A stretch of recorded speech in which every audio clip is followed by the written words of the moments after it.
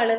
പിന്നെ സാമ്പാറൊക്കെ വെച്ച് കഴിഞ്ഞാൽ സാമ്പാറിന്റെ വെള്ളം, കഷ്ണങ്ങളൊന്നും എടുക്കില്ല, പരിപ്പൊന്നും എടുക്കാണ്ട് അത് ലൈറ്റ് ആയിട്ടുള്ള അതിന്റെ ഇതായിട്ട് എടുത്ത് കഴിക്കുക. അങ്ങനെയാണ് ആള് ചെയ്തുകൊണ്ടിരുന്നത്. അതായത് ശരിക്കും പറഞ്ഞാൽ നമുക്കൊക്കെ സന്തോഷത്തോടെ കഴിക്കുന്ന ഒരു ഭക്ഷണവും ഈ അമ്മയ്ക്ക് കഴിക്കാൻ പാടില്ലായിരുന്നു. കഴിക്കാൻ പറ്റില്ല.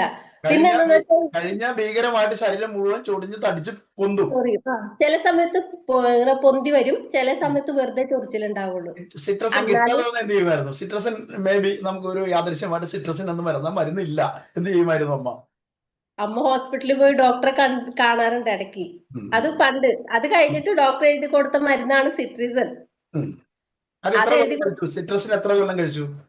സിട്രിസണ് ഇപ്പൊ അത് ഇങ്ങനെ ചൊറിച്ചിൽ വരുമ്പോ സിട്രിസൺ എടുത്ത് കഴിക്കാം, അത്രേ ഉള്ളൂ. 47 വർഷം കഴിച്ചു. കഴിച്ചിട്ടുണ്ടാവണം. അതിനു മുമ്പൊന്നും എനിക്കറിയില്ലായിരുന്നു. പക്ഷെ ഇപ്പൊ ഇവിടെ വന്നതിനൊക്കെ സിട്രിസൺ ആണ്. ആളുടെ അടുത്ത് ഒരു 10 സിട്രിസൺ എപ്പോഴും ഉണ്ടാവും. ഒരു 10 മരുന്നിന്റെ ഒരു സ്ട്രിപ്പ് എപ്പോഴും കൂടെ കൊണ്ട് നടക്കണം. എപ്പോ വന്നാലും അതെടുത്ത് കഴിക്കണം അല്ലെ? അതെടുത്ത് കഴിക്കും. ഇപ്പൊ എവിടെയെങ്കിലും പോയാൽ ഇപ്പൊ ഫുഡ് നമുക്ക് ഇഷ്ടത്തിനനുസരിച്ച് നമ്മുടെ വീട്ടിൽ മാത്രമല്ലേ കഴിക്കാൻ പറ്റുള്ളൂ. പുറത്തു പോകുമ്പോ ചിലപ്പോ കഴിച്ചു പോകും. വീട്ടിൽ വന്ന് ഒരു കല്യാണത്തിനോ അല്ലെങ്കിൽ ഗൃഹപ്രവേശന ചടങ്ങിനൊക്കെ പങ്കെടുക്കാൻ ശ്രമിച്ചാൽ പണി കിട്ടും. അത് നോക്കി കണ്ട് ശ്രദ്ധിച്ചു കണ്ടൊക്കെ കഴിക്കാള്. എന്നാലും ചില സമയത്ത് കഴിക്കേണ്ടി വരുമ്പോ അങ്ങനെ ഉണ്ട്. അപ്പൊ ആള് ഈ സിട്രിസൺ തന്നെയാണ് ആൾക്കടെ ഒരു ഇത്. വർഷങ്ങളോളം സിട്രസിൻ എന്ന് പറയുന്ന മരുന്ന് കഴിച്ച് അലർജിയെ പ്രതിരോധിക്കാൻ ശ്രമിച്ചുകൊണ്ടിരുന്ന ഒരു അമ്മയുടെ മകളാണ് ആള്. നമ്മുടെ പ്രോഗ്രാം അയച്ചായിരുന്നു. അപ്പൊ ഒരു ബോട്ടില് ആള് ഇപ്പൊ ഒരു ബോട്ടിൽ കഴിഞ്ഞു, രണ്ടാമത്തെ ബോട്ടിൽ സ്റ്റാർട്ട് ചെയ്തു. ഒരു ബോട്ടിൽ കഴിച്ച് ഏകദേശം പകുതി കഴിഞ്ഞപ്പോ തന്നെ ആൾക്ക് ചെറിയൊരു മാറ്റങ്ങൾ വന്നിട്ടുണ്ടെന്ന് പറഞ്ഞു. എന്താന്ന് വെച്ചാൽ ആള് കഴിക്കാൻ പറ്റാത്ത സാധനം ഒരു ദിവസം സാമ്പാർ കഴിച്ചായിരുന്നു. അപ്പൊ ആൾക്ക് അത്ര വലിയ കുഴപ്പം തോന്നിയില്ലായിരുന്നു. സിട്രിസൺ അത്ര ഉണ്ടാവും. അപ്പൊ ഒരു 40, 47 അല്ല 50 വർഷം പഴക്കമുള്ള ഒരു രോഗത്തെ കൺട്രോൾ ആയോണ്ടിരിക്കുന്നുണ്ട് ഇപ്പൊ. Very good, very good. അപ്പൊ മിനിഞ്ഞാന്ന് ആള് ചിക്കൻ കഴിച്ചായിരുന്നു. അപ്പൊ അമ്മ എന്നെ ഇന്നലെ നൈറ്റ് വിളിച്ചപ്പോ എന്നോട് പറഞ്ഞായിരുന്നു, കുഴപ്പമുണ്ടായില്ല കേട്ടോ, എനിക്ക് ഹർഷയോടൊന്ന് പറഞ്ഞേക്കിട്ടോ എന്ന് പറഞ്ഞിട്ടുണ്ടായിരുന്നു. അപ്പൊ ഇങ്ങനെ ഒരു 1.5 ബോട്ടിൽ കഴിച്ചപ്പോ തന്നെ പരീക്ഷണത്തിന് ചിക്കൻ എന്തിനാ യൂസ് ചെയ്തത്? അത് കഴിച്ചു നോക്കണമല്ലോ സാർ. ഇപ്പൊ നമ്മളത് അപ്പൊ ആളുടെ ഉദ്ദേശം എന്താന്ന് വെച്ചിട്ടുണ്ടെങ്കിൽ എനിക്ക് അലർജി ഉള്ള സാധനങ്ങളൊക്കെ ഞാൻ ഒഴിവാക്കണം. അപ്പൊ ഞാൻ ഇത് കഴിച്ചുകൊണ്ടിരിക്കണ്ട്. അപ്പൊ ഇത് കഴിച്ചാല് ഇനിയും എനിക്കത് ഉണ്ടാവോ? ഇപ്പൊ എന്തിനാ പരീക്ഷിക്കണം? തുടങ്ങിയില്ലല്ലോ, ഒരു കുറച്ച് ദിവസം കഴിയട്ടെ. പക്ഷെ വലിയ കുഴപ്പമില്ല എന്ന് പറഞ്ഞായിരുന്നു ആള്. സിട്രിസൺ ഞാൻ യൂസ് ചെയ്തിട്ടേ ഇല്ല എന്ന് അമ്മ എന്നോട് പറഞ്ഞായിരുന്നു. എത്ര നാളായിട്ട് സിട്രസിൻ ഇപ്പൊ യൂസ് ചെയ്യുന്നില്ല? സരിതക്ക് അലർജറ്റിക് പ്രോബ്ലം എന്തെങ്കിലും ഉണ്ടായിരുന്നോ? അലർജറ്റിക് പ്രോബ്ലം എനിക്ക് ഇതുപോലെ തുമ്മൽ, എനിക്ക് പൊടി അടിച്ചാലാണ് കൂടുതലും തുമ്മല്. ഇതുപോലെ തന്നെ അലർജി ഉണ്ടാവാറുണ്ട്. മൂക്കിന് എപ്പോഴും ഒഴുകല്. അത് കാരണം സരിതയുടെ വോയിസ് തുമ്മലും പിന്നെ പൊടി അലർജിയാണ് എനിക്ക് കൂടുതൽ ഉണ്ടായത്. ഡസ്റ്റ് അലർജിയാണ് സരിതയ്ക്ക് ഉണ്ടായിരുന്നത്. എനിക്ക് കൂടുതലും ഡസ്റ്റ് അലർജിയാണ്. ഫുഡിനോട് വലിയ കുഴപ്പമൊന്നുമില്ല. പിന്നെ ഈ മൂക്കിന്ന് ഒഴുകലും എപ്പോഴും തുമ്മലും ഉണ്ടായിരുന്നു ഇടയ്ക്കിടയ്ക്ക്. പിന്നെ അത് കാരണം കൊണ്ട് ചെവി വേദന വന്ന് അങ്ങനെ മൂക്ക് ഇതായത് കൊണ്ടാണ് ചെവി വേദന, എപ്പോഴും ജലദോഷം വിട്ടുമാറാണ്ടൊക്കെ ഇരിക്കും അങ്ങനെ. അപ്പൊ അലർജി വന്നാൽ ചെവി വേദന ഉണ്ടാവും എന്നുള്ളത് ഇത് കേട്ടോണ്ടിരിക്കുന്നവർ മനസ്സിലാക്കുക. അലർജി ഒരു ചെറിയ വിഷയമല്ല. അലർജി വന്നാൽ ചെവിക്ക് കംപ്ലൈന്റ് വരും. അപ്പൊ ഈ ചെവിക്ക് കംപ്ലൈന്റ് വരാൻ തുടങ്ങിയിട്ട് എത്ര നാളായി? ചെവിക്ക് ഇപ്പൊ 2-3 മാസമായിട്ടുണ്ട്. അത് 2-3 മാസമല്ല, കഴിഞ്ഞ വർഷം ഡിസംബറിൽ തുടങ്ങിയ സംഭവം കുറച്ച് ദിവസം മാറി. പിന്നെ അത് കഴിഞ്ഞിട്ട് സംശയം ഈ ചെവി വേദനയുമായിട്ട് ഡോക്ടറെ കണ്ടിരുന്നോ? കൊറേ കണ്ടിരുന്നു ഡോക്ടറെ. എന്നിട്ട് അവരെന്താണ് ഫൈൻഡിങ്സ് നടത്തിയത്? ചെവി വേദനയെ കുറിച്ച് അവരെന്താ പറഞ്ഞത്? അവര് ഇതുപോലെ തന്നെ എനിക്ക് ജലദോഷം വരേണ്ട കാരണം കൊണ്ടാണ് ഫസ്റ്റ് പറഞ്ഞത്. അവര് ഈ പുഴയിൽ മുങ്ങി കുളിച്ചോന്നൊക്കെയാണ് ചോദിച്ചവര്. വെള്ളം കയറിയിട്ടാണ് വന്നേന്ന് പറഞ്ഞു. അത് കഴിഞ്ഞിട്ട് ലാസ്റ്റ് ഡോക്ടറെ കണ്ടപ്പോ ഡോക്ടർ പറഞ്ഞത് ജലദോഷം എപ്പോഴും വിട്ടുമാറുന്നില്ല. അതും കൊണ്ട് ഈ മൂക്കും ഇതും കണക്ട് ആയതുകൊണ്ട് വിട്ടുമാറാത്ത കാരണം കൊണ്ട് ചെവി ഹോളായിട്ടുണ്ടെന്ന് പറഞ്ഞു. ഹോളുണ്ട്. ഇത് കുറയണമെങ്കിൽ ജലദോഷം മാറണം. എപ്പോഴും എനിക്ക് ജലദോഷം വന്നുകൊണ്ടേയിരിക്കാണ്. അലർജി ഉണ്ട്. അലർജി 15 വർഷമായിട്ട് സരിതയ്ക്ക് ജലദോഷം വരുമായിരുന്നു. ഇതിപ്പോ കൊറേ ആയി സാർ. അതൊന്നും നമ്മൾ ശ്രദ്ധിക്കാറില്ല. കൗണ്ട് ചെയ്യാൻ പറ്റില്ല എത്ര വർഷമായെന്നുള്ളത് നമുക്ക് പറയാൻ പറ്റാത്ത അത്രയും വർഷത്തെ പഴക്കമുണ്ട് ജലദോഷത്തിന് അല്ലേ? ഉണ്ട്. എന്ന് വെച്ചാൽ അത് ഇങ്ങനെ ജലദോഷം മൂക്കിന്ന് ഒഴുകുമ്പോ നമ്മൾ പോയി ഡോക്ടറെ കാണാം, മെഡിസിൻ വാങ്ങിക്കുക, അത് കുറയും, പിന്നെ സ്റ്റാർട്ട് ആവും. നമുക്ക് വീട്ടിലെ പണി ഒന്നും ഡസ്റ്റ് ഒന്നും ചെയ്യാൻ പറ്റൂല. എല്ലാം കെട്ടി മുഖമൊക്കെ കെട്ടി വെച്ചിട്ടാണ് നമ്മൾ ഒന്ന് പൊടി തുടക്കണമെങ്കിൽ. ഒരു വീട്ടമ്മ വീട് ക്ലീൻ ചെയ്യണമെങ്കിൽ ഈ പിന്നെ ചന്ദ്രനിൽ പോണ ആൾക്കാരെ പോലെ മുഖവും കണ്ണൊക്കെ മറിച്ച് വളരെ അങ്ങനെയൊക്കെ ചെയ്താലേ നമുക്ക് വീട്ടിലെ പൊടി അടിക്കാൻ പറ്റുമായിരുന്നു അല്ലെ?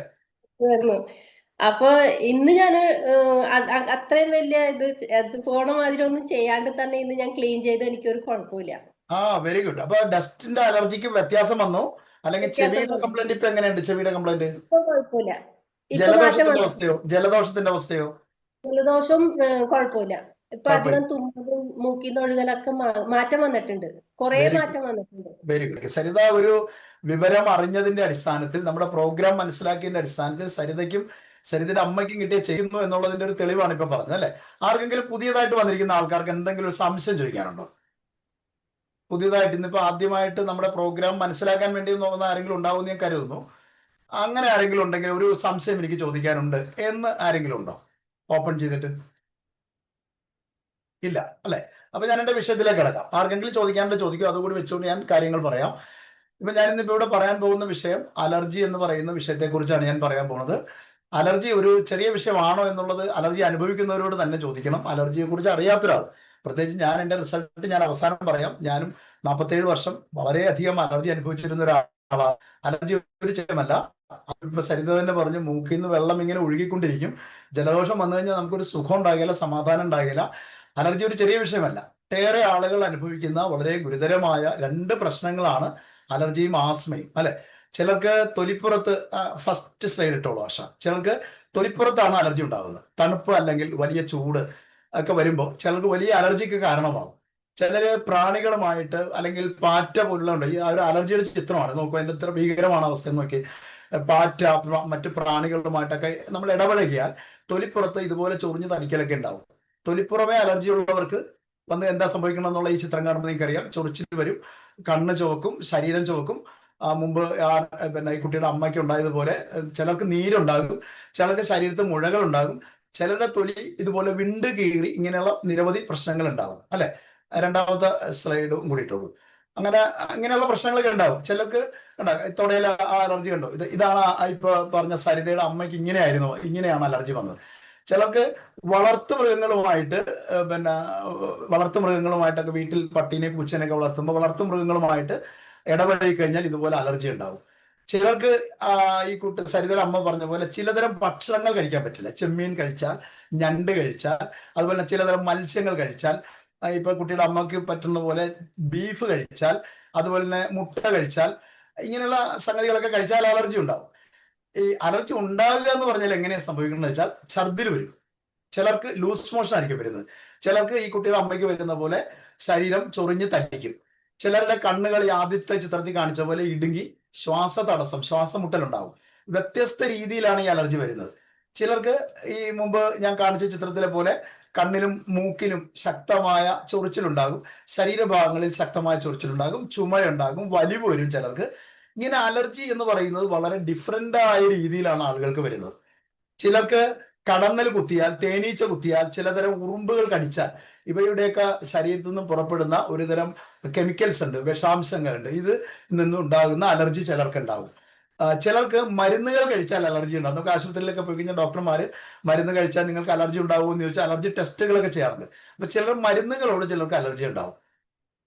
ചിലർക്ക് പൂമ്പൊടി ഏറ്റ് കഴിഞ്ഞാൽ, അതുപോലെ തന്നെ വീടിനുള്ള, ഇപ്പൊ ഈ കുട്ടി പറഞ്ഞ പോലെ വീടിനുള്ള പൊടി അടിച്ചാൽ, ചുക്കിലി വല അടിച്ചാൽ, അല്ലെങ്കിൽ എട്ടുകാലി വല അടിച്ചാൽ, ചിലതരം മണങ്ങൾ, ഈ മീൻ വറുക്കുന്നതിന്റെയോ സ്പ്രേയുടെയൊക്കെ സ്മെല്ലടിച്ചാൽ, ഇങ്ങനെയൊക്കെ ഉണ്ടായിക്കഴിഞ്ഞാൽ ശക്തമായ അലർജിയാണ് ഉണ്ടാകുന്നത്. ചുമ, ശ്വാസം മുട്ടലൊക്കെ ഉണ്ടാകും. അതുപോലെ ചിത്രത്തിൽ കാണിച്ച പോലെ കണ്ണിന് ചൊറിച്ചിൽ വരും, തുമ്മൽ എന്നിവയൊക്കെ വന്ന് വല്ലാണ്ട് കഷ്ടപ്പെടും അല്ലെ?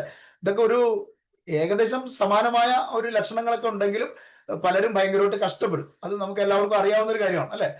അപ്പൊ ഇതൊക്കെയാണ് അലർജി എന്ന് പറയുന്നത്. ചിലർക്ക് ഈ പറഞ്ഞ കാലാവസ്ഥ വ്യതിയാനം വരുമ്പോൾ അലർജി ഉണ്ടാവും. കാലാവസ്ഥ, ഇപ്പൊ തണുപ്പ് കാലം, മഞ്ഞുകാലം, ഈ കാലാവസ്ഥകളിൽ ഉണ്ടാകുന്ന മാറ്റങ്ങളും ചിലർക്ക് അലർജിക്ക് കാരണമാവും.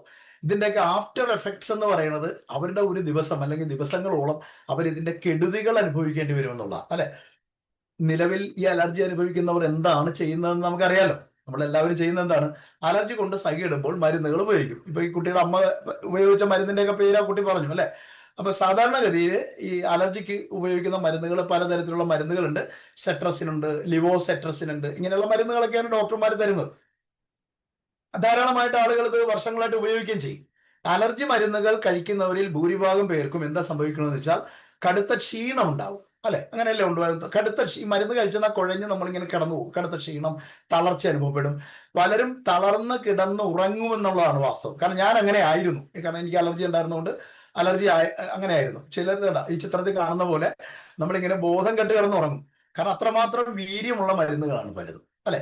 ചിലർ മൂക്കിലടിക്കുന്ന സ്പ്രേകൾ ഉപയോഗിക്കും. ശരീരം വല്ലാണ്ട് കുഴഞ്ഞു പോകുന്ന അവസ്ഥ വരെ അലർജി മരുന്നുകൾ കഴിക്കുന്നവർക്ക് അനുഭവപ്പെടുമെന്നുള്ളത് യാഥാർത്ഥ്യമാണ്. അത് അലർജി അനുഭവിക്കുന്നവർക്ക് അറിയാം. പക്ഷെ കടുത്ത അലർജി ഉണ്ടെങ്കിൽ നമുക്ക് എന്താ ചെയ്യാൻ പറ്റുന്നത്? വേറെ എന്തെങ്കിലും ചെയ്യാൻ പറ്റുമോ? മരുന്ന് കഴിക്കാതിരിക്കാൻ പറ്റുമോ കടുത്ത അലർജി വന്നു കഴിഞ്ഞാൽ?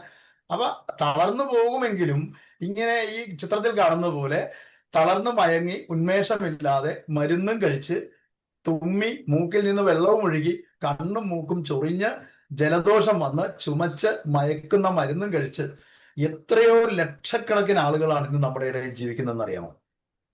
ഞാനടക്കം, ഈ ഇപ്പൊ സംസാരിച്ച കുട്ടിയും അവരുടെ അമ്മയടക്കം ഒരുപാട് പേര്. ഇപ്പൊ ഇതിനകത്ത് ഇനിയും അലർജി കൊണ്ട് ആൾക്കാരുണ്ട്. എനിക്ക് സമയത്തിന്റെ കുറവുകൊണ്ട് എല്ലാവരെയും കൊണ്ട് ഓപ്പൺ ചെയ്ത് ഞാൻ സംസാരിക്കുന്നില്ല. അതുപോലെ തന്നെയാണ് ആസ്മ അനുഭവിക്കുന്നവരുടെ അവസ്ഥ. ഇതിന് സമാനമല്ലേ? ശരീരം അനങ്ങി കഠിനമായ ജോലികൾ ഇവർക്ക് ചെയ്യാൻ കഴിയില്ല. ആസ്മയുള്ളവർക്ക്, ശ്വാസം മുട്ടലുള്ളവർക്ക് പൊടിപടലങ്ങൾ ശ്വസിക്കാൻ കഴിയില്ല. പിന്നെന്താണ്, ഈ മീൻ വറുക്കുന്നതിന്റെ സ്മെല്ല് ശ്വസിക്കാൻ പറ്റില്ല. തണുത്തത് ഇവർക്ക് കഴിക്കാനേ പറ്റില്ല. AC-യിൽ ഇരിക്കാൻ കഴിയില്ല. ഇതൊക്കെ ചെയ്താലും ചെയ്തില്ലേലും ഇതൊക്കെ ചെയ്താൽ ആസ്മ ഉണ്ടാകും. ഇനി ആസ്മയുള്ളവർക്ക് ഇതൊന്നും ചെയ്തില്ലേലും ആസ്മ ഉണ്ടാകും എന്നുള്ളതാണ്. ആസ്മയുള്ളവർക്ക് ഇതൊക്കെ ചെയ്തില്ലേലും ആസ്മ വന്നിട്ട് കടുത്ത ചുമയും ശ്വാസം മുട്ടലും അനുഭവപ്പെടും. രാത്രികാലങ്ങളിലാണ് ഈ ആസ്മ അനുഭവിക്കുന്നവർക്ക് അറിയാൻ പറ്റും. രാത്രികാലങ്ങളിലാണ് ആസ്മ കൂടുതലായിട്ട് ഉണ്ടാകുന്നത്, അല്ലെ? ഇതോടുകൂടി ഉറക്കം നഷ്ടപ്പെടും. അപ്പൊ നോക്കിയാൽ ഒരു രോഗം കൊണ്ട് ഉറക്കമില്ലായ്മ, ആസ്മയെ നിയന്ത്രിക്കാനായിട്ട് ധാരാളം മരുന്നുകളുണ്ട്. നമുക്കറിയാം മരുന്നുകളുണ്ട്, ആളുകൾ ഉപയോഗിക്കുന്ന ധാരാളം മരുന്നുകളുണ്ട്. ഏറ്റവും കൂടുതൽ ആളുകൾ ഉപയോഗിക്കുന്നത് ഇൻഹൈലറുകളാണ്. അതിന്റെ സ്ലൈഡ് ഒന്നിടും, 4ാമത്തെ സ്ലൈഡ് ഇടും. ഏറ്റവും കൂടുതൽ ആളുകൾ ഉപയോഗിക്കുന്നത് ഇൻഹൈലറുകളാണ് ഉപയോഗിക്കുന്നത്, അല്ലെ? നമുക്കറിയാം, ആസ്മയുള്ളവരോട് ചോദിച്ചാൽ അറിയാൻ പറ്റും. ഈ ടൈപ്പ് ചിത്രത്തിൽ കാണിക്കുന്ന പോലെ ഇൻഹൈലർ ഇങ്ങനെ പഫ് അടിക്കുന്ന പോലെ അവരടിക്കും. കടുത്ത ശ്വാസം മുട്ടൽ ഒഴിവാക്കാൻ നെബുലൈസ് ചെയ്യുന്നവരുണ്ട്. ഇൻഹൈലർ മാത്രമല്ല, അതിന്റെ തൊട്ടടുത്ത ചിത്രം നെബുലൈസ് ചെയ്യുന്നവരുണ്ട് ആസ്മയ്ക്ക്, അല്ലെ? ഞാൻ ഇതൊക്കെ ചെയ്തുകൊണ്ടിരുന്ന ഒരാളാണ്. നേരത്തെ ഞാൻ എറണാകുളത്ത് ഒരു സ്കൂളിലെ ടീച്ചറായിരുന്ന സമയത്ത്, ഇത് ഈ പ്രോഗ്രാമിലേക്ക് വരുന്നതിന് മുമ്പ് അവിടുത്തെ അധ്യാപകനായിരുന്നു. ആ സമയത്തൊക്കെ ഇത് ചോക്ക് പൊടിയൊക്കെ എനിക്ക് അലർജി ആയിരുന്നു. ഇതുപോലെ ശ്വാസം മുട്ടൽ വരുമ്പോൾ ഞാൻ ഇതൊക്കെ ഉപയോഗിച്ചിട്ടുണ്ട്. പിന്നെ നെബുലൈസ് ചെയ്യാതെ കൂടാതെ സ്റ്റിറോയിഡുകൾ ഉപയോഗിക്കുന്ന ആൾക്കാരുണ്ട്. ആസ്മയ്ക്ക് മരുന്നുകൾ, ടാബ്ലറ്റുകൾ ഉപയോഗിക്കുന്ന ആൾക്കാരുണ്ട്. അപ്പൊ ഇതൊക്കെ ഉപയോഗിക്കുന്ന 60% ആളുകളും ജീവിതകാലം മുഴുവൻ ഉപയോഗിക്കേണ്ടി വരുന്നു എന്നുള്ളതാണ്. സ്ലൈഡ് മാറ്റിക്കോളൂ. അപ്പൊ ഈ ആസ്മയ്ക്ക് ഇൻഹൈലറും മരുന്നുകളും ഇതുപോലെ നെബുലൈസ് മെഷീനൊക്കെ ഉപയോഗിക്കുന്ന ആൾക്കാരെ നിങ്ങൾ ശ്രദ്ധിച്ചോളൂ. കാരണം ഈ ഇപ്പൊ സരിതയുടെ അമ്മ 47 വർഷത്തിന് മേൽ ഉപയോഗിച്ചെന്നാ പറയണം, അല്ലെ? അപ്പൊ 60% ആളുകളും ജീവിതകാലം മുഴുവൻ ഈ മരുന്ന് ഉപയോഗിക്കേണ്ടി വരുന്നു എന്നുള്ളതാണ്. മരുന്ന് സ്വന്തം പേഴ്സിലില്ലാതെ യാത്ര ചെയ്യാൻ പോലും പലർക്കും ഭയമാണ്. എനിക്കറിയാം അങ്ങനെയുള്ള ധാരാളം ആളുകളെ. ആസ്മ ഉപയോഗിക്കുന്ന ഒട്ടുമിക്ക മരുന്നുകൾക്കും അടുത്ത സ്ലൈഡ് കാണിച്ചോളൂ, ഗുരുതര സൈഡ് എഫക്റ്റുകളാണുള്ളത്. ദീർഘകാലം ആസ്മയ്ക്കുള്ള മരുന്ന് നിങ്ങൾ ഉപയോഗിച്ചാൽ, അല്ലെങ്കിൽ നിങ്ങളുടെ ബന്ധുക്കൾ ഉപയോഗിച്ചാൽ, ഈ സ്ലൈഡിൽ ഇപ്പൊ കാണിക്കാൻ പോകുന്ന സ്ലൈഡിൽ 5ാമത്തെ സ്ലൈഡ് ഇട്ടോളൂ.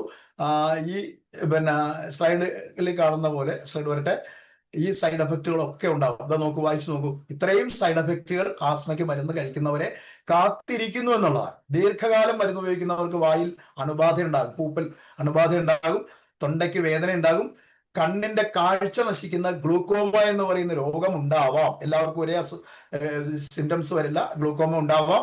അതുപോലെ തന്നെ പിന്നെ എന്താണ്, മസിലുകളുടെ ബലങ്ങൾ നഷ്ടപ്പെട്ടു പോകും, മസിലൊക്കെ ഇങ്ങനെ ചുരുങ്ങിപ്പോകും. അലർജിക് പ്രോബ്ലം ഉള്ളവർക്കും ആസ്മ പ്രോബ്ലം ഉള്ളവർക്കും ഓക്കാനം, ഭക്ഷണം കഴിക്കുമ്പോൾ ഓക്കാനം, ഛർദ്ദിക്കാൻ വരും. ടൈപ്പ് 2 ഷുഗർ ഉണ്ടാവാൻ സാധ്യതയുണ്ട്. പിന്നെ ഡിപ്രഷൻ ഉണ്ടാവാൻ സാധ്യതയുണ്ട്. ആങ്സൈറ്റി എന്ന് പറയുന്നത് ഉത്കണ്ഠ ഉണ്ടാവാനുള്ള സാധ്യതയുണ്ട്. ഉറക്കമില്ലായ്മ, അത് സ്വാഭാവികമായിട്ട് ഞാൻ ആദ്യം തന്നെ പറഞ്ഞു, രാത്രി ശ്വാസം മുട്ടി കഴിഞ്ഞാൽ ഉറങ്ങാൻ പറ്റില്ല. ചൊറിച്ചിൽ, ശരീരം മുഴുവൻ ചൊറിച്ചിലുണ്ടാകാം. വിറയൽ ബാധിക്കാം, ശരീരം ഇങ്ങനെ വിറയ്ക്കുന്ന ഒരു അവസ്ഥ ഉണ്ടാകാം ഇവർക്ക് ഈ ആസ്മയുടെ മരുന്ന് ദീർഘകാലം ഉപയോഗിച്ചാൽ. ഏറ്റവും വലിയ പ്രശ്നം എന്ന് പറയുന്നത് അസ്ഥികളുടെ കാഠിന്യം കുറഞ്ഞു പോയിട്ട് ഓസ്റ്റിയോപിറോസിസ് എന്ന് പറയുന്ന ഗുരുതരമായ രോഗം ഇവർക്ക് ബാധിക്കാൻ സാധ്യതയുണ്ട് ആസ്മയുള്ളവർക്ക്. ചെറിയൊരു വിഷയമാണോ ഇതൊക്കെ? സ്ലൈഡ് മാറ്റിക്കോളൂ. അപ്പൊ ഇത്രയും വലിയ അസുഖങ്ങളെ കാത്തിരിക്കും ആസ്മയുടെ മരുന്ന് ദീർഘകാലം ഉപയോഗിച്ചാൽ. ഞാൻ ചോദിക്കുന്നത്, എന്ത് സൈഡ് എഫക്റ്റും ആയിക്കോട്ടെ, മരുന്ന് കഴിക്കാതിരിക്കാൻ കഴിയുമോ? രാത്രി നിന്ന് ശ്വാസം മുട്ടൽ വരട്ടെ, സൈഡ് എഫക്ട് ഉണ്ടെന്നും പറഞ്ഞ് നമുക്ക് ഈ പഫ് അടിക്കാതിരിക്കാൻ പറ്റുമോ? കഴിക്കാതിരുന്നാൽ എന്ത് സംഭവിക്കും ഒന്ന് ആലോചിച്ച് നോക്കൂ. കഴിക്കാതിരുന്നാൽ, കാരണം ഇതൊക്കെ ഞാൻ അനുഭവിച്ചിരുന്ന ഒരാളായതുകൊണ്ട് എനിക്ക് വളരെ ആ അനുഭവത്തിന്റെ മുകളിൽ നിന്നുകൊണ്ട് സംസാരിക്കാൻ പറ്റും. ഞാൻ ചോദിക്കുന്നത്, എന്തുകൊണ്ടാണ് അലർജിക്കും ആസ്മയ്ക്കും വർഷങ്ങളോളം മരുന്ന് കഴിച്ചിട്ടും താൽക്കാലികമായ ആ സമയത്ത് കിട്ടുന്ന മാറ്റങ്ങൾ മാത്രമല്ലാതെ സ്ഥിരമായിട്ടൊരു മാറ്റം ഉണ്ടാവാത്തത് എന്തുകൊണ്ടാണ്? മരുന്ന് കുഴപ്പമുള്ളത് കൊണ്ടാണോ? തരുന്ന ഡോക്ടർ കൊള്ളിയല്ലാത്തവനായതുകൊണ്ടാണോ? ഹോസ്പിറ്റൽ മികച്ച ടെക്നോളജി ഇല്ലാത്ത ഹോസ്പിറ്റൽ ആയതുകൊണ്ടാണോ? എന്തുകൊണ്ടാണ് വർഷങ്ങളോളം മരുന്ന് കഴിച്ചിട്ടും ആ സമയത്ത് മാറും എന്നല്ലാതെ ആസ്മയും അലർജിയും സ്ഥിരമായിട്ട് മാറി മാറ്റത്തോടു കൂടി ഉണ്ടാവാത്തത് എന്തുകൊണ്ട്? ഇത് നമ്മൾ ചിന്തിക്കണം. മലയാളികളാണ്, ബുദ്ധിയുള്ളവരാണ്, വിദ്യാഭ്യാസമുള്ളവരാണ്, ചിന്തിക്കണം. അലർജിയും ആസ്മയും പൂർണ്ണമായിട്ട് മാറുമോ? എന്റെ ചോദ്യം. മരുന്നില്ലാതെ നല്ല ആരോഗ്യത്തോടുകൂടി നമുക്ക് ജീവിക്കാൻ കഴിയുമോ? അടുത്ത ചോദ്യം. ഈ ചോദ്യത്തിന്റെ ഉത്തരമാണ് ഇന്നത്തെ എന്റെ സെഷൻ എന്ന് പറയുന്നത്. ആദ്യം നിങ്ങൾ അറിയേണ്ടത് അലർജിയും ആസ്മയും എന്താണ് എന്നുള്ളതാണ് ആദ്യം നമ്മൾ അറിയേണ്ടത്. എങ്ങനെയാണ് അത് ഉണ്ടാകുന്നത്? ഇതാണ് ഇന്നത്തെ എന്റെ സെഷൻ, അല്ലെ? നെക്സ്റ്റ് സ്ലൈഡ് ഇട്ടോളൂ. സമൂഹത്തിൽ ജീവിച്ചിരിക്കുന്നു ഒരുപാട് വൈറസുകളുണ്ട് അന്തരീക്ഷത്തിൽ, അല്ല? ഈ വൈറസിന്റെ ഒക്കെ പേര് നോക്കൂ. ജലദോഷം ഉണ്ടാക്കുന്ന വൈറസ്, ആസ്മ ഉണ്ടാക്കുന്ന വൈറസ്, ഇങ്ങനെ പല ടൈപ്പ് വൈറസുകൾ, ഇതുപോലെ ധാരാളം വൈറസുകളുണ്ട്, ബാക്ടീരിയകളുണ്ട്, ഫംഗസുകളുണ്ട്. ഇതൊക്കെ ഏത് നിമിഷവും നമ്മുടെ ശരീരത്തിലേക്ക് പ്രവേശിക്കും, ഇല്ലേ? ഇപ്പൊ നമ്മൾ ബസ്സിൽ യാത്ര ചെയ്യുമ്പോൾ തൊട്ടടുത്ത് പനിയുള്ള ഒരാൾ ഇരുന്ന് കഴിഞ്ഞാൽ, കോൾഡുള്ള ഒരാൾ ഇരുന്ന് കഴിഞ്ഞാൽ, ശ്വാസം മുട്ടലുള്ള ആൾ ഇരുന്ന് കഴിഞ്ഞാൽ, ചിലർക്ക് വീട്ടിൽ വന്ന് 2 ദിവസത്തിനുള്ളിൽ പനി പിടിപെട്ടു, അല്ലെ? നമ്മുടെ വീട്ടിൽ ഭർത്താവിനോ ഭാര്യയ്ക്കോ കുട്ടികൾക്കോ അസുഖം വന്നാൽ നമ്മളെ അത് ബാധിക്കും. അപ്പൊ ഇത്തരം വൈറസുകളും ബാക്ടീരിയകളും ഫംഗസും ഏത് നിമിഷവും നമ്മുടെ ശരീരത്തിൽ പ്രവേശിക്കാൻ സാധ്യതയുണ്ട്. അങ്ങനെ ഏതെങ്കിലും ഒരു വൈറസ്, നമ്മുടെ ഇതുപോലത്തെ ഒരു വൈറസ് ഉള്ളിൽ പ്രവേശിച്ചു കഴിഞ്ഞാൽ അവരെ നശിപ്പിക്കാൻ അല്ലെങ്കിൽ തുരത്തി ഓടിക്കാൻ നമ്മുടെ ശരീരത്തിലുള്ള ഒരു സംവിധാനമുണ്ട്. അറിയാവോ ആർക്കെങ്കിലും ആ സംവിധാനം? ആ സംവിധാനത്തിന്റെ പേരാണ് പ്രതിരോധ ശേഷി അല്ലെങ്കിൽ ഇമ്മ്യൂണിറ്റി സിസ്റ്റം എന്ന് പറയുന്നത്. നോക്കൂ, ഭീകരന്മാരായ വൈറസ്, എബോളയുടെ വൈറസ്, കോവിഡിന്റെ വൈറസ്, സാർസ് വൈറസ് അടക്കം എന്തുമാത്രം വൈറസാണ്. ചിക്കൻ ഗുനിയയുടെ വൈറസ്, അല്ലെ?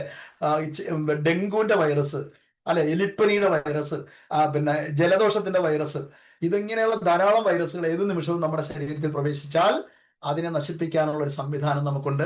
ആ സംവിധാനത്തിന്റെ പേരാണ് ഇമ്മ്യൂണിറ്റി സിസ്റ്റം എന്ന് പറയുന്നത്. അതായത് പ്രതിരോധ ശേഷി എന്ന് പറയുന്നത്. പ്രതിരോധ ശേഷി എന്ന് പറയുന്നത് അത് കേവലം ഒരു സാങ്കല്പിക സംഗതി അല്ല. നമ്മുടെ ശരീരത്തെ പൊതിഞ്ഞിരിക്കുന്ന ഈ തൊലി കണ്ടില്ലേ? നമ്മുടെ കയ്യിലും കാലിലും ശരീരത്തുമുള്ള തൊലി പ്രതിരോധ ശേഷിയുടെ ഭാഗമാണ്. ശരീരത്തിലെ കവചമാണ് തൊലി എന്ന് പറയുന്നത്. ഈ തൊലിയുടെ മുകളിൽ ഒരു വേട്ടാവിളിയനോ അല്ലെങ്കിൽ ഒരു ഉറുമ്പോ അല്ലെങ്കിൽ ഒരു കട്ടുറുമ്പോ കടിച്ചു നോക്കട്ടെ, ശരീരം എങ്ങനെ റിയാക്ട് ചെയ്യണമെന്ന് കണ്ടു നോക്ക്. പെട്ടെന്ന് അവിടെ നീര് വെക്കും, അവിടെ ഇങ്ങനെ വീർത്തു വരും, ചുവന്നു വരും. ഇത് അതിനെ നശിപ്പിക്കാൻ ശരീരം എടുക്കുന്ന ഒരു പ്രതിരോധ സംവിധാനത്തിന്റെ ഭാഗമായിട്ടാണ് തൊലി അങ്ങനെ റിയാക്ട് ചെയ്യുന്നത്. കണ്ണിൽ ഒരു കരട് കയറി കഴിഞ്ഞാൽ അപ്പൊ തന്നെ കണ്ണുനീരേ വരൂ എന്ന് നമ്മൾ പറയേണ്ട, കണ്ണുനീര് പ്രൊഡ്യൂസ് ചെയ്തിരിക്കും, അല്ലെ? അതുപോലെ ഉമിനീര്, വായിലേക്ക് ഇപ്പൊ ഞാനിങ്ങനെ സംസാരിച്ചുകൊണ്ടിരിക്കുന്ന സമയത്ത് എന്റെ വായിൽ ഒരു പ്രാണി കയറിയെന്നിരിക്കട്ടെ, ശരീരം അതിനെ റെക്കഗ്നൈസ് ചെയ്തിട്ട് അതിനെ നശിപ്പിക്കാൻ വേണ്ടി ഉമിനീരും കഫവും ചുമയും ഒക്കെ പുറപ്പെടുവിച്ച് ഇതിനെ കളയും, അല്ലെ? ആസിഡ്, വയറ്റിലുണ്ടാകുന്ന ആസിഡ്, മൂക്കിലുണ്ടാകുന്ന കഫം, ശരീരത്തിന്റെ വിവിധ ഭാഗങ്ങളിലൂടെ ഉത്പാദിപ്പിക്കുന്ന വഴുവഴുപ്പുള്ള ഒരുതരം മൂക്കട്ട എന്നൊക്കെ പറയില്ലേ നമ്മൾ, കഫം, ജെല്ല് പോലുള്ള മ്യൂക്കസ് എന്ന് പറയുന്ന ദ്രാവകം, സ്ലൈഡ് മാറ്റിക്കോ. ഇതൊക്കെ പിന്നെ ഉണ്ട് ശരീരത്തിൽ വരുന്ന ആന്റിബോഡികൾ, ശരീരത്തിനുള്ളിൽ വരുന്ന ഒരുതരം ആന്റിബോഡികളുണ്ട്, പ്രോട്ടീൻ തന്മാത്രകൾ. ഇതുമൊക്കെ പ്രതിരോധ ശേഷിയുടെ ഭാഗമാണ്. ഏറ്റവും പ്രധാനപ്പെട്ട ആൾക്കാരാണ് നമ്മുടെ ബ്ലഡിലുള്ള വെളുത്ത രക്താണുക്കൾ, ലിംഫ് നോഡുകൾ, ടോൺസിലൈറ്റിസ് എന്നൊക്കെ പറഞ്ഞു കേട്ടില്ലേ? ടോൺസിലുകളൊക്കെ നമ്മുടെ പ്രതിരോധ ശേഷിയുടെ ഭാഗമാണ്. പിന്നെ ഉണ്ട് പ്ലീഹ, മജ്ജ, ഇങ്ങനെ കുറെ അധികം അവയവങ്ങളും സംവിധാനങ്ങളും ചേരുന്ന ഒരു സംവിധാനം നമുക്കുണ്ട്. ഇതാണ് രോഗപ്രതിരോധ ശേഷി. ഇതുള്ളത് കൊണ്ടാണ് നമ്മൾ ഇതിനെയൊക്കെ ജീവിക്കുന്നത്. അല്ലെങ്കിൽ നമുക്കൊന്നും ജീവിക്കാനേ പറ്റില്ല. നമ്മുടെ ഇമ്മ്യൂണിറ്റി നന്നായിട്ട് പ്രവർത്തിച്ചില്ലെങ്കിൽ എന്ത് സംഭവിക്കും എന്ന് ചോദിച്ചാൽ, എന്ത് സംഭവിക്കും നമുക്ക് തിരിച്ചറിയാലോ. ഇമ്മ്യൂണിറ്റി നന്നായിട്ട് പ്രവർത്തിച്ചില്ലെങ്കിൽ നമ്മുടെ ശരീരത്തിനെ രോഗം ആക്രമിച്ച് നശിപ്പിച്ചു കളയും. നെക്സ്റ്റ് സ്ലൈഡ് ഇടൂ. നമ്മുടെ രോഗപ്രതിരോധ ശേഷിക്ക് 3 മാറ്റങ്ങൾ സംഭവിക്കും. ഇവിടെ തൊട്ട് നിങ്ങൾ ശ്രദ്ധിച്ചിരുന്നോളണം. നമ്മുടെ രോഗപ്രതിരോധ ശേഷിക്ക് 3 മാറ്റങ്ങൾ സംഭവിക്കും. ഫസ്റ്റ് ചേഞ്ച്, ചിലരുടെ രോഗപ്രതിരോധ ശേഷി പ്രവർത്തിക്കുകയേ ഇല്ല. ഈ വ്യക്തി, രോഗപ്രതിരോധ ശേഷി പ്രവർത്തിക്കാത്ത വ്യക്തി ജന്മനാ രോഗിയായിരിക്കും. 2, ചിലർക്ക് സ്വന്തം രോഗപ്രതിരോധ ശേഷി അയാളെ തന്നെ ആക്രമിക്കും. അപ്പൊ നമ്മളെ സംരക്ഷിക്കേണ്ട രോഗപ്രതിരോധ ശേഷി നമ്മളെ തന്നെ ആക്രമിക്കുക. ഒരു വിചിത്രമായ ഒരു അവസ്ഥയാണത്. ഇങ്ങനെ വരുന്ന ആ സമയത്ത് രോഗപ്രതിരോധ ശേഷി സ്വയം ആക്രമിക്കുന്ന അവസ്ഥയിൽ ഉണ്ടാകുന്ന ഒരു കൂട്ടം രോഗങ്ങളുണ്ട്. അതാണ് ഓട്ടോ ഇമ്മ്യൂൺ രോഗങ്ങൾ എന്ന് പറയുന്നത്. ആമവാദം, സോറിയാസിസ്, അതുപോലെ തന്നെ ടൈപ്പ് 1 ഷുഗർ, അതുപോലെ തന്നെ ജോഗൻ സിൻഡ്രോം എന്ന് പറയുന്ന കുറെ രോഗങ്ങൾ. ഈ രോഗങ്ങളൊക്കെ രോഗപ്രതിരോധ ശേഷി സ്വയം നമ്മളെ തന്നെ ആക്രമിക്കുന്നതിൽ നിന്നുണ്ടാകുന്നതാണ്. മൂന്നാമത്തെ വിഷയം എന്ന് പറയുന്നത് ചിലർക്ക് സ്വന്തം രോഗപ്രതിരോധ ശേഷി ആവശ്യമില്ലാതെ പ്രതികരിക്കും, അതായത് അനവസരത്തിൽ പ്രതികരിക്കും. ഇങ്ങനെ ഉണ്ടാകുന്ന രോഗപ്രതിരോധ ശേഷിയുടെ ആ റൂട്ട് തെറ്റി അനാവശ്യമായി പ്രതികരിക്കുന്ന അവസരത്തിൽ ഉണ്ടാകുന്ന രോഗങ്ങളാണ് എൻ്റെ ഇന്നത്തെ വിഷയം, അലർജിയും ആസ്മയും. ഉദാഹരണത്തിന് നമുക്കറിയാമല്ലോ, നമുക്ക് എവിടെ പ്രതികരിക്കണമെന്നും എവിടെ പ്രവർത്തിക്കണമെന്നും പ്രതികരിക്കണം നമുക്കറിയാം. നമ്മളൊരു മരിച്ച വീട്ടിൽ ചെന്ന് കഴിഞ്ഞാൽ കല്യാണ വീട്ടിൽ ചെല്ലുന്ന പോലെ നമ്മൾ പ്രവർത്തിക്കുമോ? പൊട്ടിച്ചിരിക്കുമോ? മരിച്ച വീട്ടിൽ ചെന്നാൽ ചെല്ലില്ല, അങ്ങനെ ചെയ്യില്ല നമ്മൾ. അവന് കല്യാണ വീട്ടിൽ ചെന്നാൽ മരിച്ച വീട്ടിലെ പോലെ നമ്മൾ പെരുമാറുമോ? അപ്പൊ സാഹചര്യങ്ങൾക്കനുസരിച്ച് പെരുമാറാനുള്ള ഒരു കഴിവ് മനുഷ്യന് ഇൻബോൺ ആയിട്ട് കിട്ടിയിട്ടുണ്ട്.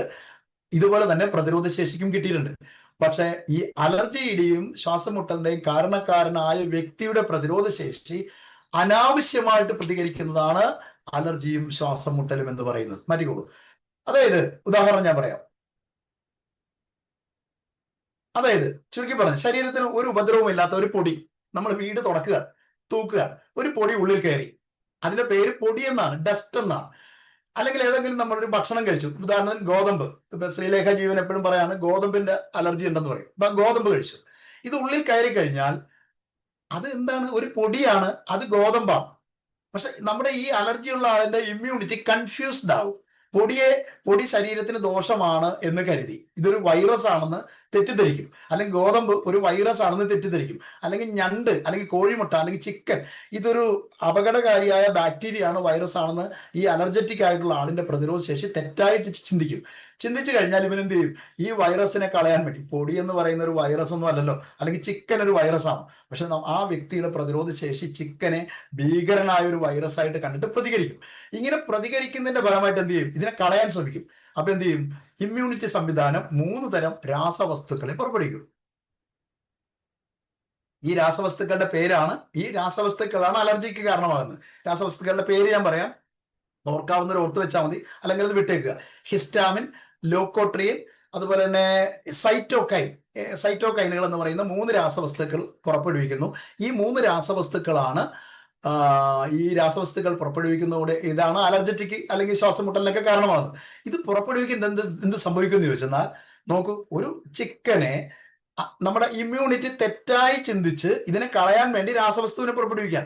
ഈ രാസവസ്തുക്കൾ പുറപ്പെട്ടു കഴിഞ്ഞാൽ എന്താ സംഭവിക്കുക വെച്ചാൽ, നമ്മുടെ ഉള്ളിലുള്ള ടിഷ്യൂകൾക്ക് ഇൻഫ്ലമേഷൻ ഉണ്ടായിട്ട് വീക്കം വരും. വീക്കം വരുമ്പോൾ മൂക്കൊലിപ്പുണ്ടാകും, കണ്ണിൽ വെള്ളം വരും, ഇങ്ങനെയുള്ള വിഷയങ്ങൾ വരും. ചിലർക്ക് ഫുഡ് കഴിച്ചാൽ എന്ത് പറ്റും? ഇമ്മ്യൂൺ സിസ്റ്റം അതിനെതിരെ ശക്തമായിട്ട് എങ്ങനെ പ്രതികരിക്കണം എന്ന് ചോദിച്ചാൽ എന്താ സംഭവം എന്ന് പറഞ്ഞാൽ, ഹിസ്റ്റാമിൻ എന്ന് പറയുന്ന രാസവസ്തുവിനെ പുറപ്പെടുവിച്ചിട്ട് ശരീരം ആ ഫുഡിനെ പുറന്തള്ളാൻ ശ്രമിക്കും. ഉടനടി തലവേദന ഒരു വ്യക്തിക്ക്. അത് ശരീരം ചെയ്യുന്ന ഒരു തെറ്റായിട്ട് ചെയ്യുന്ന ഒരു പ്രക്രിയയാണ്. അവർക്ക് തലവേദന വരും, ഓക്കാനം വരും, ചിലർക്ക് ഛർദിൽ വരും, ചിലർക്ക് ലൂസ് മോഷൻ വരും, ഇങ്ങനെയൊക്കെ വരും. ഹിസ്റ്റാമിന്റെ അളവെങ്ങാനം വല്ലാണ്ട് കൂടിക്കഴിഞ്ഞാൽ അത് കടുത്ത അലർജിക്ക് കാരണമാകും. അപ്പൊ നോക്കൂ, ഒരു ഇമ്മ്യൂണിറ്റി സിസ്റ്റത്തിന്റെ തെറ്റായ പ്രവർത്തനത്തിൽ നിന്ന് ഒരു മനുഷ്യൻ അനുഭവിക്കുന്ന ഈ വിചിത്രമായ പ്രതികരണം മൂലം ചിലർക്ക് ഒരു പൊടി ഉള്ളിൽ ചെന്നാൽ പോലും, ശകലം പൊടി ഉള്ളിൽ ചെന്നാൽ പോലും, ശകലം സ്മെല്ലകത്ത് ചെന്നാൽ പോലും ശക്തമായ അലർജി ഉണ്ടാവുകയാണ്. ചില ഗന്ധം ഉള്ളിൽ ചെന്നാൽ തുമ്മൽ സ്റ്റാർട്ട് ചെയ്യാം. കാരണം ഗന്ധത്തെ ആ വ്യക്തിയുടെ ഇമ്മ്യൂണിറ്റി തെറ്റായിട്ട് ചിത്രീകരിക്കുന്നു. കൺഫ്യൂസ്ഡ് ഇമ്മ്യൂണിറ്റിയാണ്. മൂക്കൊലിപ്പ്, ചുമ, ശ്വാസമൊക്കെ ഉണ്ടാകാം. ചിലർക്ക് നീർവീക്കമൊക്കെ ഉണ്ടാകും. ആസ്മയ്ക്ക് കാരണവും പ്രധാനമായിട്ടും ഈ അലർജി തന്നെയാണ്.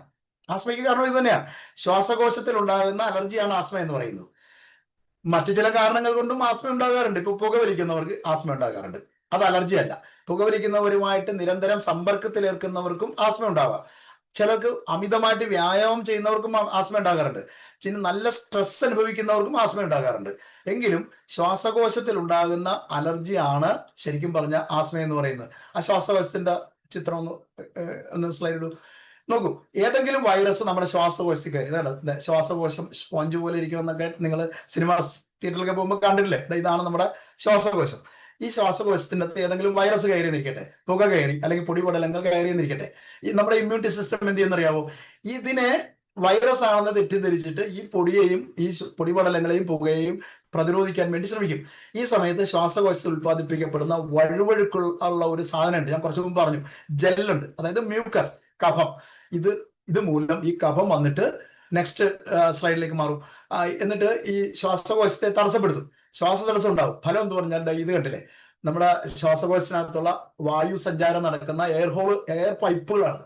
ഈ പൈപ്പിനകത്ത് കഫം അടിഞ്ഞുകൂടും. ഈ കഫം എന്തിനാ ഉണ്ടാകണമെന്ന് ചോദിച്ചാൽ ഈ പറയുന്ന പൊടിയെ വൈറസ് ആയിട്ട് ചിത്രീകരിച്ചിട്ട് ഈ വൈറസ് ആണെന്നും പറഞ്ഞ് കരുതി പൊടിയെ കളയാൻ വേണ്ടി ആ അലർജി ഉള്ള ആളിന്റെ ശരീരത്തില് ഇമ്മ്യൂണിറ്റി സിസ്റ്റം മ്യൂക്കസിനെ ഉണ്ടാക്കുന്നതാണ്, കഫത്തെ ഉണ്ടാക്കുന്നതാണ്.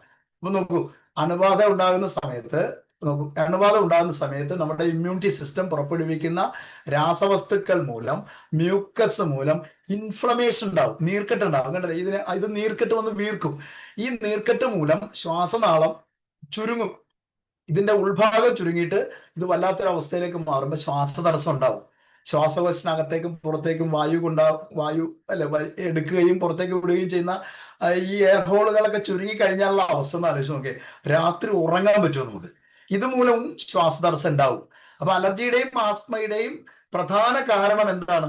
നമ്മൾ ചുരുക്കി പറഞ്ഞു കഴിഞ്ഞാൽ ഇമ്മ്യൂൺ സിസ്റ്റത്തിന്റെ അല്ലെങ്കിൽ നമ്മുടെ രോഗപ്രതിരോധ ശേഷിയുടെ പ്രവർത്തനത്തിൽ വരുന്ന കുഴപ്പം കൊണ്ടാണ് ഈ അലർജിയും ആസ്മയും ഉണ്ടാകുന്നതെന്നാണ് എല്ലാ പഠനങ്ങളും പറയുന്നത്.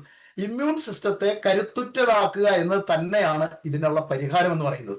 അത് ചെയ്യാതെ, അതായത് ഇത്രയും വലിയൊരു ഇമ്മ്യൂൺ സിസ്റ്റത്തെ കറക്റ്റ് ചെയ്യുക എന്നത് പരിഹാരം ചെയ്യാതെ മരുന്നുകൾ നൽകുന്നു, പൊടിയുള്ളിടത്ത് പോകാതിരിക്കുന്നു, ചുക്കിലി വല അടിക്കാതിരിക്കുന്നു, മുട്ട കഴിക്കാതിരിക്കുന്നു, ഇങ്ങനെയൊക്കെ ചെയ്ത് താൽക്കാലിക പരിഹാരങ്ങൾ ചെയ്തു കൊണ്ടുപോകുന്നതാണ് ഇപ്പൊ നിലവിൽ നമ്മുടെ നാട്ടിലുള്ള പരിഹാര മാർഗങ്ങൾ. ഇതുകൊണ്ടാണ് ഈ വിഷയങ്ങൾക്ക് മരണം വരെ മരുന്ന് കഴിക്കേണ്ടി വരുന്നത് എന്നുള്ളത് നമ്മൾ തിരിച്ചറിയുക. ഇപ്പൊ ഒരു വീട്ടിൽ 5 പേരുണ്ടെന്ന് വിചാരിക്കുക, മാറ്റിക്കോളൂ, സ്ലൈഡ് മാറ്റിക്കോളൂ. ഒരു വീട്ടിൽ 5 പേരുണ്ടെന്ന് നിങ്ങൾ കരുതുക. ഒരാൾക്ക് മാത്രം പൊടി അലർജി വരുന്നു, ഒരാൾക്ക് മാത്രം ബീഫ് അലർജി വരുന്നു. എന്തുകൊണ്ടാണ് അങ്ങനെ? ഒരാൾക്ക് മാത്രം വരുന്നു, ആ വ്യക്തിക്ക് മാത്രമാണ് ഇമ്മ്യൂണിറ്റി സിസ്റ്റം കൺഫ്യൂസ്ഡ് ആകുന്നത്. ബാക്കിയുള്ളവർക്ക് ഇമ്മ്യൂൺ സിസ്റ്റം നോർമലാണ്. അപ്പൊ നന്നായി പ്രവർത്തിക്കേണ്ട ഇമ്മ്യൂൺ സിസ്റ്റം ഇങ്ങനെ ബാലൻസ് തെറ്റി അബ്നോർമൽ ആയിട്ട് എന്തുകൊണ്ട് പ്രവർത്തിക്കുന്നു? ഒരു മനുഷ്യന്റെ രോഗപ്രതിരോധ ശേഷി കൺഫ്യൂസ്ഡ് ആകുന്ന അവസ്ഥ മൂലം എന്തെല്ലാം പ്രശ്നങ്ങൾ, കൊച്ചു കുട്ടികൾ മുതൽ 2 മാസം പ്രായമായ കൊച്ചു കുട്ടികൾ മുതൽ മുതിർന്നവർ വരെ അനുഭവിക്കുന്ന കടുത്ത ബുദ്ധിമുട്ടുകളൊന്നും നിങ്ങൾ നോക്കൂ. ഇമ്മ്യൂൺ സിസ്റ്റത്തിന്റെ കൺഫ്യൂഷൻ മൂലം അവനവന്റെ രോഗപ്രതിരോധ ശേഷി നന്നാക്കുക എന്നതാണ് അലർജിക്ക് വേണ്ടി ചെയ്യാവുന്ന ഏറ്റവും വലിയ ട്രീറ്റ്മെന്റ്. അല്ലാതെ പൊടിയുള്ളിടത്തു നിന്ന് മാറി നിൽക്കലല്ല. അല്ല, ഇപ്പൊ ആ കുട്ടിയുടെ അമ്മ ചെയ്യുന്നില്ല, ഒരു ഹോസ്റ്റലിൽ താമസിക്കുമ്പോൾ ഈ ഫുഡൊന്നും കഴിക്കാതിരിക്കാൻ പറ്റില്ല. അപ്പൊ അവനവന്റെ രോഗപ്രതിരോധ ശേഷിയെ നന്നാക്കി എടുക്കുക എന്നതാണ് അലർജിക്ക് ചെയ്യാവുന്ന ഏറ്റവും വലിയ ട്രീറ്റ്മെന്റ് എന്ന് തിരിച്ചറിയുക. അതിന് 4 കാര്യങ്ങൾ ചെയ്യണം. നെക്സ്റ്റ് 10ാമത്തെ സ്ലൈഡ്. ആദ്യം ചെയ്യേണ്ടത് ഈ 4 കാര്യങ്ങളാണ്. നിങ്ങൾ സ്ലൈഡിൽ ഞാനിപ്പോ കാണിച്ചു തരാം. 4 കാര്യങ്ങൾ നിങ്ങൾ ചെയ്യണം. ആദ്യത്തെ കാര്യം എന്ന് പറയുന്നത് രോഗപ്രതിരോധ ശേഷിയെ ദുർബലപ്പെടുത്തുന്ന ഭക്ഷണങ്ങൾ നിങ്ങൾ കഴിക്കുന്നുണ്ടെങ്കിൽ ഒഴിവാക്കുക. അതായത് പാനീയങ്ങൾ, കൊക്കക്കോള, മിറണ്ട പോലുള്ള പാനീയങ്ങൾ, ഇത് രോഗപ്രതിരോധ ശേഷിയെ നശിപ്പിക്കുന്നതാണ്. വറുത്തതും പൊരിച്ചതുമായ ഭക്ഷണങ്ങൾ, ബേക്കറി ഫുഡ്, തണുത്ത ഫുഡ്, പഴകിയ ഫുഡ് എന്നിവ രോഗപ്രതിരോധ ശേഷിയുടെ ഒരു സംവിധാനത്തെ നശിപ്പിക്കുന്നതാണ്. ചില ഇനം മരുന്നുകൾ ദീർഘകാലം കഴിക്കുന്നത്. രോഗപ്രതിരോധ ശേഷി വർദ്ധിപ്പിക്കുന്ന തരത്തിലുള്ള ഫുഡ് കഴിക്കണം. രോഗപ്രതിരോധ ശേഷിയെ നശിപ്പിക്കുന്ന ഫുഡ് കഴിക്കുന്നതിന് പകരം രോഗപ്രതിരോധ ശേഷിയെ വർദ്ധിപ്പിക്കുന്ന ഫുഡ് ഉൾപ്പെടുന്ന ഡയറ്റ് പ്ലാൻ ചെയ്ത്, അതായത് മീൻസ് പ്രോട്ടീൻ രോഗപ്രതിരോധ ശേഷിക്ക് വേണ്ട നമ്പർ 1 എലമെന്റ് ആണ്. വൈറ്റമിൻസ്, മിനറൽസ് ഇത് അടങ്ങുന്ന ഫുഡ് കഴിക്കണം. ഉപദ്രവമുള്ള ഫുഡ് ഒഴിവാക്കണം. രണ്ടാമത്തത് ഉറക്കം, വെള്ളം, വ്യായാമം. അല്ലെ, ഒരു സെക്കൻഡ്. ഉറക്കം, വെള്ളം, വ്യായാമം എന്നിവ വ്യക്തിയുടെ ആരോഗ്യത്തിന് ഏറ്റവും ഇമ്പോർട്ടന്റ് ആണ്. ശരിയായി ഉറങ്ങണം, ശരിയായി വെള്ളം കുടിക്കണം, ശരിയായി വ്യായാമം ചെയ്യണം. ഇത് ചെയ്യണം. ഇത് മാത്രമല്ല ബോഡി വെയിറ്റ് കറക്റ്റ് ചെയ്യണം. ഇത് വളരെ ഇമ്പോർട്ടന്റ് ആണ്. അലർജറ്റിക് പേഷ്യന്റ്, ബോഡി തടിച്ച് വീർത്ത് വയറും ചാടി ഇരിക്കുന്നവർക്ക് ഇമ്മ്യൂണിറ്റി സിസ്റ്റം നശിച്ചു പോകുമെന്ന സംശയമൊന്നുമില്ല. ഉറക്കം, വെള്ളം, വ്യായാമം, ബോഡി വെയിറ്റ്, ഇത്രയും കാര്യങ്ങൾ കറക്റ്റ് ചെയ്യണം. മൂന്നാമത് മദ്യപാനം, പുകവലി നന്നായിട്ട് ചെയ്യുന്നവരുണ്ടെങ്കിൽ കേട്ടോളൂ, ഒഴിവാക്കുക. മദ്യപിച്ചും സെട്രസിനും കഴിച്ചിട്ട് ഒരു കാര്യവുമില്ല. നാലാമത് ചെയ്യേണ്ടത് അമിതമായ ടെൻഷനും സ്ട്രെസ്സും നിങ്ങൾക്കുണ്ടെങ്കിൽ, ഡിപ്രഷൻ നിങ്ങൾക്കുണ്ടെങ്കിൽ അതിനെ നോർമലാക്കാൻ ശ്രമിക്കണം. അതെങ്ങനെ നോർമലാക്കും? ഈ 4 കാര്യങ്ങൾ ചെയ്താൽ അലർജിയെ നോർമലാക്കാൻ കഴിയും, സംശയമില്ല. പക്ഷെ ഇതൊക്കെ ചെയ്യണമെങ്കിൽ ആ വ്യക്തിക്ക് എന്ത് കിട്ടണം? മരുന്ന് കിട്ടിയാൽ മതിയോ? ഡിപ്രഷൻ നോർമൽ ആക്കണം, സ്ട്രെസ് നോർമൽ ആക്കണം. പൂച്ച വീട്ടിൽ ചാടി കയറി കഴിഞ്ഞാൽ സ്ട്രെസ്, ഭർത്താവ് താമസിച്ച് വന്നാൽ സ്ട്രെസ്, ഭാര്യ പോയിട്ട് ഒരിടത്ത് പോയിട്ട് താമസിച്ച് വന്നാൽ സ്ട്രെസ്, മക്കൾ താമസിച്ച് വന്നാൽ സ്ട്രെസ്. ഇതൊക്കെ എങ്ങനെ മരുന്ന് കൊടുത്ത് നോർമലാക്കും? അങ്ങനെയുള്ള വ്യക്തിക്ക് നല്ല കൗൺസിലിംഗ്, ബോധവൽക്കരണം ലഭിക്കണം. നിരന്തരമായ ബോധവൽക്കരണം, ഇതുപോലുള്ള ക്ലാസ്സുകൾ, ആളുകളുടെ മാറ്റങ്ങൾ, ഇതൊക്കെ കേട്ട് കഴിഞ്ഞാൽ ഈ ബോധവൽക്കരണത്തിന് തുല്യമാണ് ഇത്തരം കേൾക്കുന്നത്. നല്ല, ശരിക്കും പറഞ്ഞാൽ മിക്ക പേഷ്യൻസിനും വേണ്ടത്, എല്ലാ പേഷ്യൻസിനും വേണ്ടത്, സ്ലൈഡ് മാറ്റിക്കോളൂ, ശക്തമായ ബോധവൽക്കരണമാണ്. ഇവിടെ എല്ലാ ദിവസവും ചെയ്യുന്നത് അത് തന്നെയാണ്. എല്ലാ ദിവസവും വൈകുന്നേരങ്ങളിൽ 7:30 ഈ സെഷൻ അറ്റൻഡ് ചെയ്യുന്നത് സ്ഥിരമാക്കുക. ഞാനൊക്കെ അങ്ങനെ സ്ഥിരമാക്കിയ ഒരാളാണ്. അലർജി അനുഭവിക്കുന്ന ഒട്ടുമിക്ക ആളുകളും എന്തിനാണ് സെഷൻ, ഇത്തരം മീറ്റിങ്ങുകൾ അറ്റൻഡ് ചെയ്യണമെന്നാണ് ആദ്യം ഞാൻ പറയുന്നത്. അലർജി അനുഭവിക്കുന്ന ഒട്ടുമിക്ക ആളുകളും പാല് കഴിക്കാറുണ്ട്, തണുത്ത വെള്ളം കുടിക്കാറുണ്ട്. ഇത് രണ്ടും അലർജിയും ശ്വാസം മുട്ടലും അനുഭവിക്കുന്നവർക്ക് ചെയ്യാനേ പാടില്ല. അലർജി അനുഭവിക്കുന്നവർ മിക്കവാറും നല്ല വ്യായാമം ചെയ്യുന്നവരാണ്. അലർജി നോർമൽ ആകുന്ന മുറയ്ക്ക് ലൈറ്റ് വ്യായാമങ്ങൾ ചെയ്യുന്നതിന് പകരം ജിമ്മിലൊക്കെ പോയി വ്യായാമം ചെയ്യുന്നവരുണ്ട്. ശരീരഭാരം നിയന്ത്രിക്കാതെ ജീവിക്കുന്നവരുണ്ട്. ഇത് രണ്ടും കറക്റ്റ് ചെയ്യണം അലർജി ഉള്ളവര്. ഇത് അവർ ചെയ്യാറില്ല. അലർജി അനുഭവിക്കുന്ന മിക്കവാറും ആളുകൾ നിങ്ങൾ നോക്കിയോളൂ, വറുത്തതും പൊരിച്ചതുമായ പലഹാരങ്ങൾ, മീൻ വറുത്തതൊക്കെ ഇഷ്ടം പോലെ കഴിക്കുന്നവരായിരിക്കും. അവരത് ചെയ്യാനേ പാടില്ല, അലർജി ഉള്ളവർ. അടുത്തത്, അലർജിയും ആസ്മയും മൂലം വിഷമിക്കുമ്പോൾ ഇപ്പൊ സാധാരണ പറയുന്നത് എന്താണ്? കൂടി ഇന്ന് മാറി നിൽക്കുക, മാസ്ക് ഉപയോഗിക്കുക, അല്ലെ, ഇന്ന ഭക്ഷണങ്ങൾ കഴിക്കാൻ പാടില്ല. പിന്നെ ഇങ്ങനെയൊക്കെ മാറി നടന്നാലും അലർജി വരും, അല്ലെ. മഞ്ഞ് കാലത്ത് പോകാൻ പാടില്ല, മഞ്ഞ് വരില്ലേ, അപ്പൊ അലർജി വരില്ലേ. മഴക്കാലത്ത് നിൽക്കരുത്, മഴക്കാലം നമ്മുടെ നാട്ടിൽ വരില്ലേ. അപ്പൊ അതല്ല വേണ്ടത്. ഇത്തരം കാര്യങ്ങൾ, അലർജി വന്ന് വിഷമിക്കുന്നവര് ഭക്ഷണത്തിൽ എന്തെല്ലാം ഉൾപ്പെടുത്തണം, എന്ത് തരം ഭക്ഷണം കഴിക്കണം എന്ന് പലർക്കും അറിയില്ല എന്നുള്ളത് വാസ്തവമാണ്. ഇതാണ് ഒരു അലർജി പേഷ്യന്റ് ആദ്യം മനസ്സിലാക്കേണ്ടത്. മരുന്നിന്റെ പുറകെ ഓടുന്നത് താൽക്കാലിക പരിഹാരം. പക്ഷെ ജീവിതകാലം മുഴുവൻ ഇതിനെ കറക്റ്റ് ചെയ്യണമെങ്കിൽ ഭക്ഷണം ഏത് കഴിക്കണം, ഏത് ഭക്ഷണം ഒഴിവാക്കണം എന്നുള്ള കൃത്യമായ നോളജ് ആ വ്യക്തിക്ക് ഉണ്ടാവണം. കൃത്യമായ ഭക്ഷണം, കൃത്യമായ വ്യായാമം, കൃത്യമായ ഉറക്കം എന്നിവ ശീലിച്ചാൽ, ഒഴിവാക്കേണ്ട കാര്യങ്ങൾ ഒഴിവാക്കിയാൽ അലർജിയും ആസ്മയും നിയന്ത്രിക്കാൻ കഴിയുമെന്ന കാര്യത്തിൽ യാതൊരു സംശയവുമില്ല. അതിന്റെ തെളിവാണ് ഞാൻ എന്ന് പറയുന്ന വ്യക്തി. ഓക്കെ, അതോടെ നിൽക്കട്ടെ, ഞാൻ എന്റെ കാര്യം ഞാൻ പിന്നീട് പറയാം. അപ്പോ ഇനി ഏറ്റവും പ്രധാനം ഭക്ഷണം തന്നെയാണ്. നല്ല പ്രോട്ടീനും, നമ്മളിപ്പോ കഴിക്കുന്ന ചോറും കറികളല്ല, നല്ല പ്രോട്ടീനും ധാരാളം വൈറ്റമിൻസും മിനറൽസും ഉൾപ്പെടുന്ന ഭക്ഷണം നമ്മുടെ ഇമ്മ്യൂണിറ്റി സിസ്റ്റത്തെ വളരെ സ്ട്രോങ് ആക്കും എന്ന കാര്യത്തിൽ യാതൊരു സംശയമില്ല. നമ്മുടെ ഇമ്മ്യൂണിറ്റി പിന്നെ എങ്ങനെ കറക്റ്റ് ആക്കും? മരുന്ന് കഴിച്ച, സൈട്രസും കഴിച്ചാൽ ഇമ്മ്യൂണിറ്റി ശരിയാവും. നല്ല പ്രോട്ടീൻ കൊടുക്കണം, പ്രത്യേകിച്ച് നല്ല വൈറ്റമിൻസ് കിട്ടണം. ഇത് ഉൾപ്പെടുന്ന ഭക്ഷണത്തെയാണ് ഇമ്മ്യൂണിറ്റി സിസ്റ്റത്തെ കറക്റ്റ് ആക്കാൻ കഴിയുന്നത്. പക്ഷെ നല്ല പ്രോട്ടീനും മികച്ച വിറ്റാമിൻസ് ലഭിക്കാൻ ഏത് ഫുഡ് കഴിക്കണമെന്ന് എത്ര പേർക്ക് അറിയാം? എനിക്കറിയില്ലായിരുന്നു. ഞാൻ മലയാളം അധ്യാപകനായിരുന്നു. പക്ഷെ എനിക്ക് ഇതുപോലൊരു ക്ലാസ് അറ്റൻഡ് ചെയ്യുന്നവരെ എവിടുന്ന് പ്രോട്ടീൻ കിട്ടുമെന്നോ എവിടുന്ന് വൈറ്റമിൻസ് കിട്ടുന്നോ എനിക്കറിയില്ലായിരുന്നു. അപ്പൊ ഇത് പറഞ്ഞു തരാനുള്ള സംവിധാനം നമ്മുടെ നാട്ടിലില്ല. ഓർക്കുക, 80 കിലോ വെയിറ്റ് നിങ്ങൾക്ക് ഉണ്ടെങ്കിൽ ഒരാൾ 80 ഗ്രാം പ്രോട്ടീൻ ഒരു ദിവസം കഴിക്കണം. ഈ പ്രോട്ടീൻ എവിടുന്ന് കിട്ടും? ചിക്കൻ, മുട്ട, ഫിഷ്, ഇലക്കറികൾ എന്നിവ ധാരാളം അധികം വേവിക്കാതെ കഴിക്കണം. പക്ഷെ നമ്മൾ ചിക്കനൊക്കെ എങ്ങനെ വേവിച്ച് എണ്ണ ചേർത്ത് മസാല ചേർത്ത് ഉപ്പ് ചേർത്ത് നല്ല ഭംഗിയായി ടേസ്റ്റിൽ വിളമ്പി തരുമ്പോൾ ചിക്കന്റെ പ്രോട്ടീൻ എങ്ങനെ കിട്ടുമെന്ന് ആലോചിച്ച് നോക്കൂ. ഇതൊക്കെ ഒരു പാതി വേവിച്ച് അധികം വേവിക്കാതെ ഇങ്ങനെയൊക്കെയാണ് ഇതൊക്കെ സ്പോർട്സ് താരങ്ങളൊക്കെ യൂസ് ചെയ്യുന്ന മെത്തേഡ് കണ്ടിട്ടില്ലേ? ഇങ്ങനെയൊക്കെ ഉപയോഗിച്ചാലേ 80 കിലോഗ്രാം വെയിറ്റ് ഉള്ള ഒരാൾക്ക് 80 ഗ്രാം പ്രോട്ടീൻ കിട്ടും. പ്രോട്ടീൻ ശരീരത്തിന് വേണം. അതുപോലെ തന്നെ വിറ്റാമിൻ എ, അലർജിക്കാർക്കും ശ്വാസം മുട്ടലുകാർക്കും ഇമ്മ്യൂണിറ്റി കറക്റ്റ് ചെയ്യേണ്ടവർക്കൊക്കെ കിട്ടേണ്ട വിറ്റാമിനാണ് വിറ്റാമിൻ എ. 700 മുതൽ 900 മൈക്രോഗ്രാം വരെ വിറ്റാമിൻ എ ഒരു വ്യക്തിക്ക് കിട്ടണം. പ്രഗ്നന്റ് ആയ ലേഡിക്ക് വ്യത്യാസം ഉണ്ട് അളവിൽ. ഞാനൊരു നോർമൽ കണക്ക് പറഞ്ഞാൽ 700 മുതൽ 900 മൈക്രോഗ്രാം വരെ വിറ്റാമിൻ എ ഒരു വ്യക്തിക്ക് കിട്ടണം. ഇത് കിട്ടണമെങ്കിൽ എന്ത് ചെയ്യണം? ധാരാളം ക്യാരറ്റ് കഴിക്കണം, ധാരാളം പച്ചക്കറികൾ കഴിക്കണം, ധാരാളം മുട്ട കഴിക്കണം, ധാരാളം പാലുൽപ്പന്നങ്ങൾ കഴിക്കണം. അലർജിക്കാർക്ക് പാല് കഴിക്കാൻ പാടില്ല. ധാരാളം മീൻ കഴിക്കണം, ധാരാളം മധുരക്കിഴങ്ങ് കഴിക്കണം. ഷുഗർ ഉണ്ടെങ്കിൽ മധുരക്കിഴങ്ങ് കഴിക്കാൻ പറ്റില്ല, അല്ലെ? അപ്പൊ നോക്കൂ, ഇതൊക്കെ കഴിച്ചാലേ വിറ്റാമിൻ എ കിട്ടൂ. നമ്മൾ ഇതൊക്കെ കഴിക്കുമോ? ഇതൊക്കെ മേടിച്ച് ഫ്രിഡ്ജിലും അലമാരയിലും വെച്ച് നമ്മൾ ഇതൊക്കെ കഴിക്കും. ഇനി രോഗപ്രതിരോധ ശേഷിയുടെ ഏറ്റവും പ്രധാനപ്പെട്ട ആളാണ് വിറ്റാമിൻ സി.